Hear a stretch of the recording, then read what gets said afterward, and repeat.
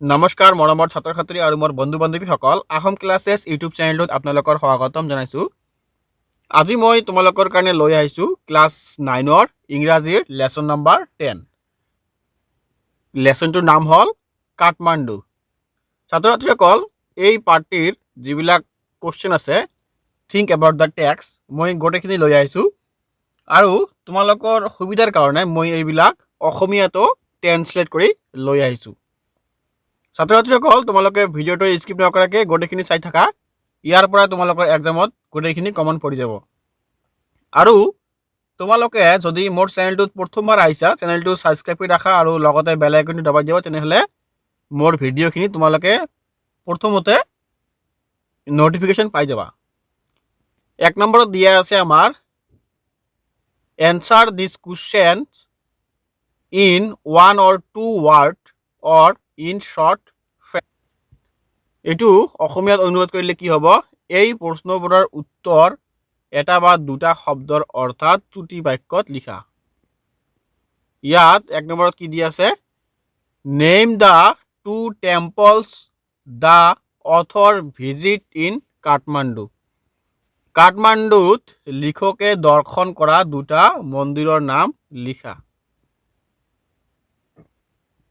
ইয়াৰ উত্তৰটো হ'ব 1 নম্বৰটো হ'ব পশুপতিনাথ আৰু এটা হ'ব বৈদ্যনাথ স্তূপা। তাৰপিছত 2 নম্বৰত কি দিয়া আছে? The writer says all this I wash down with Coca Cola, what does all this refer to. ইয়াৰ অসমীয়াত ক'বলৈ গ'লে লিখকে কৈছে এই সকলোবোৰ মই কোকা কোলা দি ধুই পেলালো। এই সকলোবোৰে কি বুজাইছে? এনচাৰটো হ'ব corn on the cob and marzipan. এইটো হ'ব মাকৈ আৰু চকলেট। 3 নম্বৰ দিয়া আছে what does Vikram Seth compare to the quills of a porcupine.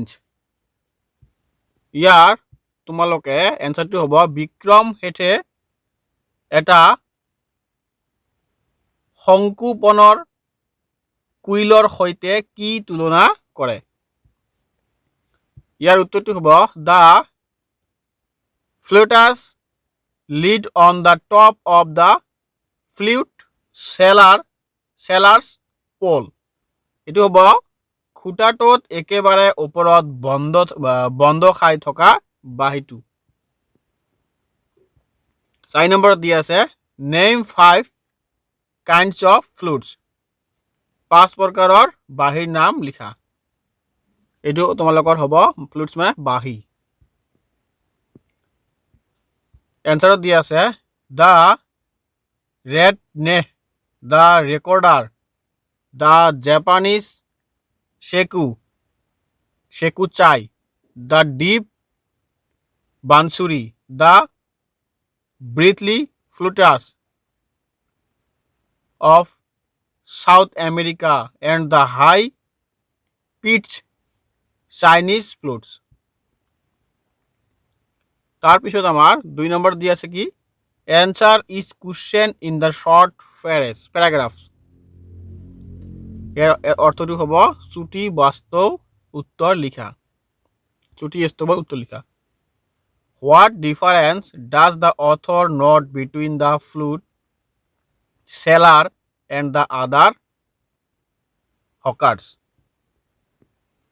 ইয়াৰ অসমীয়াত ক'বলৈ গ'লে লিখকে বাঁহী বিক্ৰেতা আৰু বাঁহী বেপাৰীবোৰৰ মাজত কি পাৰ্থক্য দেখা পাইছিল? ইয়াৰ উত্তৰটো হ'ব the author finds a difference in selling the articles. The flute seller does not shout out his wares.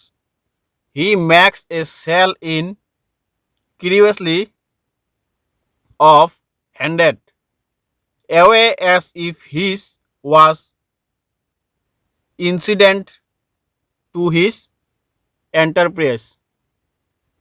Enterprise. অসমীয়াত ক'বলৈ গ'লে লিখকে বেপাৰীবোৰৰ মাজত প্ৰভেদ দেখা পাইছিল। বাঁহী বিক্ৰেতাজনে কোনো চিঞৰ মৰা নাছিল। তেখেতে বিশেষভাৱে মাজে মাজে বাঁহী বজাই গ্ৰাহকক আকৰ্ষিত কৰি আছিল। তাৰপিছত 2 নম্বৰত কি দিয়া আছে, what is the belief of Pashupati Nath about the end of Kalia. Pashupati Nath কালি যুগৰ শেষক লৈ কি বিশ্বাস আছে? এনচাৰত দি আছে কি, at Pashupatinath people believe that when a small shrine emerges fully on Bagmati river, the goddess inside will escape and the evil pride of the Kalia will end on earth. ইয়াক অসমীয়াত ক'বলৈ গ'লে পশুপতি নাথ মানুহে বিশ্বাস কৰে যে যেতিয়া বাগমতী নদীত এটা স্তব সম্পূৰ্ণৰূপে ওপৰলৈ ওলাই আহিব, তেতিয়া তাৰ ভিতৰত থকা ভগৱানে আহি কলিযুগ ধ্বংস কৰিব। তাৰপিছত আমাৰ 3 নম্বৰত কি দি আছে, the author has drawn powerful image and pictures speak out 3 examples each of. ইয়াক অসমীয়াত ক'বলৈ গ'লে কি হ'ব, কবিয়ে বহুতো ছবি তথা চিত্ৰ উল্লেখ কৰিছে, প্ৰত্যেকৰে উদাহৰণ দিয়া। এইটো দিয়া আছে কি, the atmosphere of febrile confusion outside the temple of Pashupatinath. For example, some people trying to get priest's attention are elbowed aside. মন্দিৰৰ বাহিৰত হুলস্থুলীয় পৰিৱেশ আছিল পশুপতি নাথৰ। ইয়াৰ এনচাৰটো কি হ'ব, the author described the fight between two monkeys vividly. One says the other who jump onto a shriveling then runs screaming around the temple and down the rivers. ইয়াৰ অৰ্থ কি হ'ব, লিখকে মন্দিৰত বানৰ কেইটাৰ মাজত হোৱা কাজিয়াৰ কথা বৰ্ণনা কৰিছিল। এটা বান্দৰে আনটোৰ পাছ লৈছিল, তাৰ পাছত শিৱলিংটোৰ ওপৰেদি উঠি গৈ গোটেই মন্দিৰটোত চিঞৰি ফুৰিছিল আৰু পাছত নদীখনৰ ফালে গৈছিল। তাৰপিছত তোমালোকে চাবা 2 নম্বৰ দি আছে, দ্য থিংছ হি সেজ, দেখা পোৱা বস্তুবোৰ। ইয়াৰ এনচাৰটো হ'ব, the author observe a princess of the Nepalese royal house, every one bows to her 6 monkeys flat backs. Tibetan prints and silver jewelry. ইয়াৰ অসমীয়াত ক'বলৈ গ'লে লিখকে নেপালী ৰাজবংশৰ এগৰাকী ৰাজকুমাৰীক দেখা পাইছিল, সকলোৰে তাইৰ মূৰ দুৱাইছিল। ইয়াৰ উপৰিও তেওঁ বান্দৰ, বেগ, তিব্বতৰ সামগ্ৰী আৰু ৰূপ অলংকাৰ আদি দেখিছিল। 3 নম্বৰ দিয়া আছে, দ্য চাউণ্ডছ হি হিয়াৰ্ছ, তেওঁ শুনা শব্দবোৰ। লিখকে কি কি শব্দ শুনিছিল? ইয়াৰ উত্তৰটো হ'ব, he hears film song from the radios, ইয়াৰ horns, bicycle bells, stray cows, law and vendors sort out their wares. He also listens to the various Plato's played by the Plato's sellers. তেওঁ ৰেডিঅ'ৰ পৰা চিনেমাৰ গান, গাড়ীৰ horn, চাইকেলৰ টিলিঙা, পথৰ কাষৰ গৰু তথা দোকানীবিলাকৰ চিঞৰ আদি শুনিছিল। তাৰপিছত ইউৰোপী তেওঁ বিভিন্ন ভাষী শব্দ শুনা পাইছিল। তাৰপিছত 3 নম্বৰত দি আছে কি answer the following questions in not মোৰ দেন 100 to 150 words ইচ। প্ৰশ্নসমূহৰ উত্তৰ 100 পৰা 150 শব্দৰ ভিতৰত দিয়া। ছাত্ৰ ছাত্ৰীসকল এইবিলাক কুৱেশ্যনৰ উত্তৰবিলাক তোমালোকে 100 পৰা 150ৰ ভিতৰত লিখিবলৈ কৈছে। Compare and contrast the atmosphere in the around the Badrinath shrine with the Pashupatinath temple. এইটো অসমীয়াত ক'বলৈ গ'লে বৈদ্যনাথ স্তূপ আৰু পশুপতিনাথ মন্দিৰৰ পৰিৱেশৰ তুলনামূলক অধ্যয়ন আগবঢ়োৱা। এই মন্দিৰ দুটাৰ অলপ পৰিৱেশৰ বিষয়ে লিখিবলৈ কৈছে। At Pashupatinath temple there is an atmosphere of febrile confusion. Priests,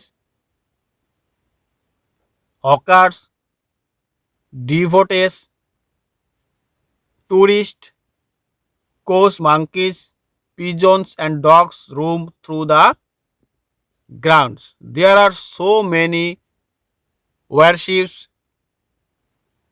that some people try to get the priest's attention are elbowed aside by other punishing their way to the front.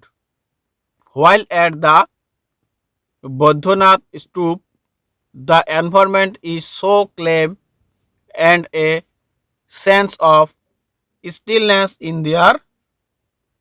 It immense white dome is ringed by the road. Small shops stand on its outer edge. Most of the shops are owned by the Tibetan immigrants.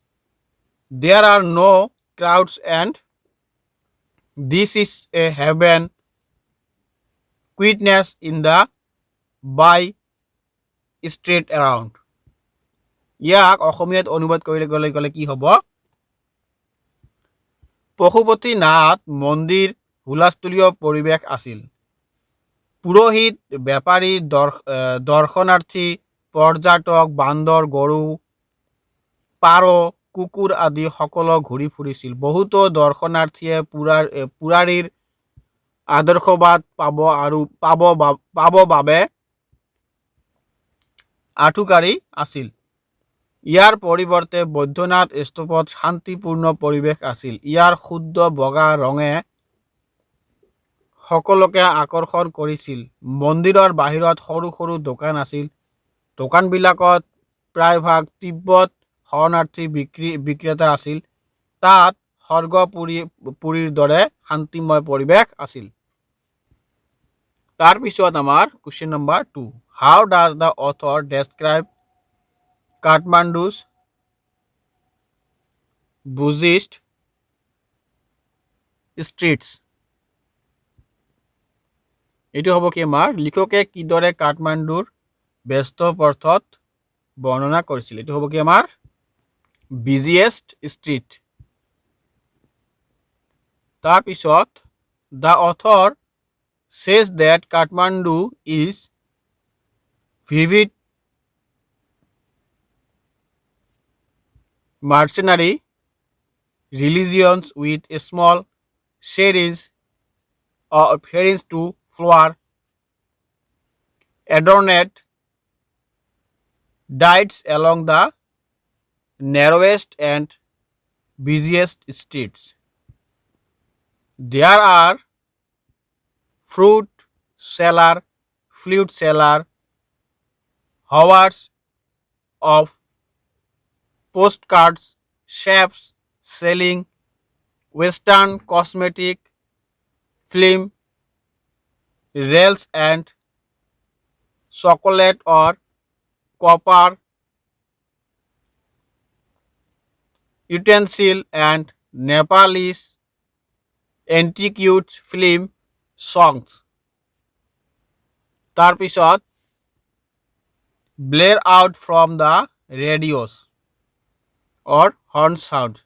Bicycle bells ring, stray crow low, vendors shout out their wares. The author by a comb on the cap, roasted in charcoal, brazier on the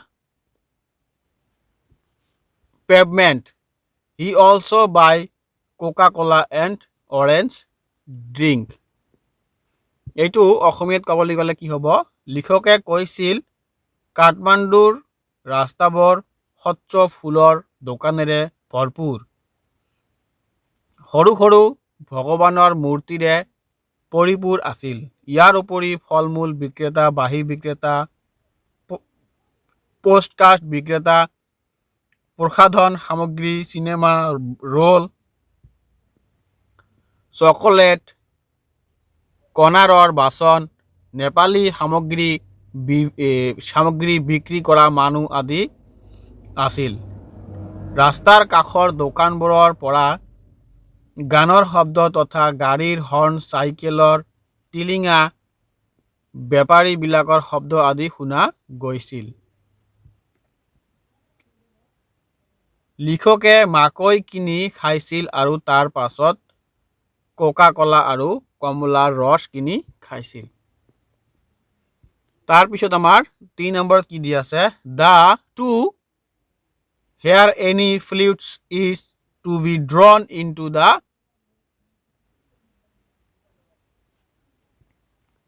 community of a monkey. Why does the author say this? এইটো হ'ব বাহিৰ শব্দই মানুহৰ মাজত বিভেদ নাইকিয়া কৰে। লিখকে কিয় এনেকৈ কৈছিল? ইয়াৰ উত্তৰটো হ'ব the author considers flute music to be the most universal and most particular of the music. This is a musical instrument that is common to all cultures. We have the reed, knee, the recorder, the tapons, Hagnovis, the deep bansuri of Hindustani classical music, the clear of breathly flute of South America, the high-pitched Chinese flutes, etc. Even through each of these, its specific fingers and compass yet for the author to hear any flute is to be drawn into the community of monkeys. Apart from the difference in caste, culture, religion, all human beings are the same with the some living breath running through all of them. ইয়াত কৈছে লিখকে বাহিৰ সুৰক অন্য আৰু বিশ্ব স্বৰূপ বুলি কৈছে। বাঁহী হৈছে সকলো সংস্কৃতিৰে চিৰ পৰিচিত বাদ্য। বিভিন্ন ধৰণৰ বাঁহী যেন ৰেড, নি, জাপানীজ বাঁহী, আমেৰিকান বাঁহী, হিন্দুস্তানী বাঁহী আদি আছে। সকলো বাঁহীৰে নিজৰ বাদ্য শৈলী আছে, যদিও ইয়াৰ সুৰবোৰ বিশ্বজনীন আৰু চিৰ পৰিচিত। মানুহৰ ক্ষেত্ৰতে একেই ধৰ্ম, জাতি, ভাষা, সংস্কৃতি আদিৰ বিপৰীতে লোকক মানুহ অকোতাৰে জৰিৰে বান্ধা খাই আছে। ছাত্ৰ ছাত্ৰীসকল, মোৰ ভিডিঅ'টো ইয়াতে শেষ কৰিলোঁ। তোমালোকক যদি ভিডিঅ'টো ভাল লাগিছে তেনেহ'লে মোৰ চেনেলটো ছাবস্ক্ৰাইব কৰি ৰাখিবা আৰু লগতে বেল আইকন দবাই দিবা। আৰু তোমালোকে এই ভিডিঅ'ৰ পৰা কোনটো কুৱেশ্যন বুজি পালা নে বুজি পোৱা নাই কমেণ্টত জনাই দিবা, ছাৰ মই এইটো কুৱেশ্যন বুজি পোৱা নাই। আৰু তোমালোকে এই ভিডিঅ'টো চাই যদি তোমালোকৰ কিবা উপকাৰ হৈছে বা কিবা হেল্প হৈছে তেনেহ'লে কমেণ্টত ইয়েছ বা ন' বুলি কিবা এটা লিখি দিবা। তেনেহ'লে আমি গম পাম যে তোমালোকে একচুৱেলি বুজি পাইছে নে নাই, নে আমাক আৰু ইম্প্ৰুভ কৰিব লাগিব কুৱেশ্যনবিলাক আৰু কেনেকৈ বনালে তোমালোকে বুজি পাবা, ইয়াৰ ওপৰত আমি ধ্যান দিম। তেনেহ'লে তোমালোকে কমেণ্টত কমেণ্ট কৰি জনাবা।